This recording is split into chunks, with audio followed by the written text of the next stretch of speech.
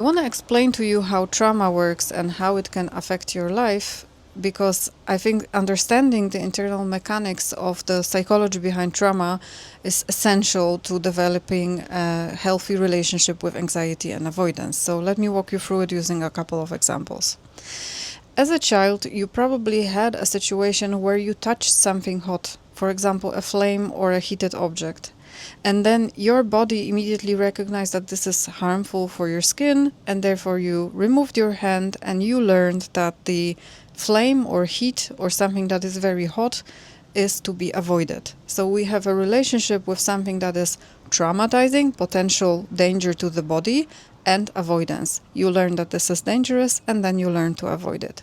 Now, what I'm describing here is a normal situation where the trauma, it's not really a trauma, but as an example, where the trauma is of moderate intensity, as in you touch something hot, nothing really bad happens, maybe you get a little burn, and then you learn, okay, things that are hot are dangerous for me, therefore I should avoid them. Now, imagine that as a child, you had the same experience, only you were in a burning building. The trauma is much bigger.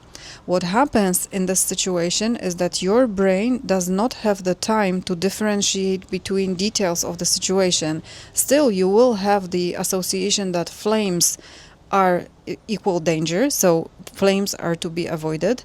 But because the situation is intense, your brain also overgeneralizes what is the danger. In the end, people who develop PTSD, for example, after being in a fire, they get scared, and that's the essential mechanic of PTSD. They also get scared not only of the flame or the potential of a fire, they start being scared of everything that is associated with the original trauma, which means that they can become scared of that area where the fire happened, or some specific elements of the apartment that they were associating with the fire. So the problem with a post-traumatic pathological reaction, such as happening in PTSD, is that the initial association between the threat and your avoidance of it gets broader. So you start being scared of more things. The brain adds a margin to avoid a problem in the future.